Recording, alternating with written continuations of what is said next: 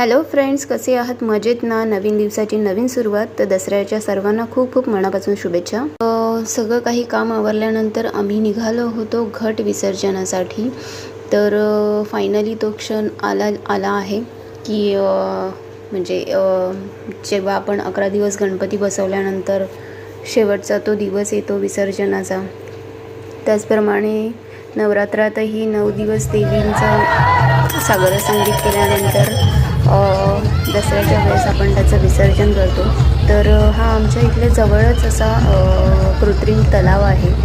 तर खूप छान अशी इथे व्यवस्था केलेली आहे. तलाव खूप मोठा आहे आणि भरपूर ठिकाणाहून भाविक असे येतात तिथे विसर्जनासाठी. सार्वजनिकही विसर्जन तिथे होतं.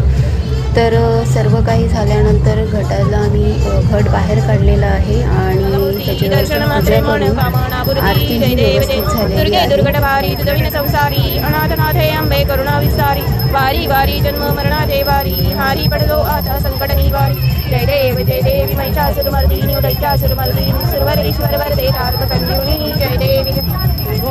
पाहता तुझा सेना ही चारी श्रमले परंतु न बोलले काही साई वाद करता पडलो प्रवाही. छान अशी आरती झाल्यानंतर आम्ही निघालो होतो घट विसर्जनासाठी. तर मम्मीच्याच इथे बाजूला राहणारी सुद्धा आमच्यासोबत आली होती. तिलाही ते घटाची आवड निर्माण झाली होती, त्यामुळे तिनेही हे तिचं दुसरं वर्ष होतं घट बसवण्याचं. तर अशा प्रकारे म्हणजे खरंच देवी स्वरूप असं घटाचं सागर संगीत आपण 9 दिवस करतो आणि दसऱ्याच्या दिवशी ते विसर्जन होतं. खरंच म्हणजे खूप असं छान असं उत्साही वातावरण असतं पूर्ण. तर विसर्जन झाल्यानंतर आम्ही घरी आलो आणि घरी आल्यानंतर आम्ही छान अशी आरतीसुद्धा केली होती.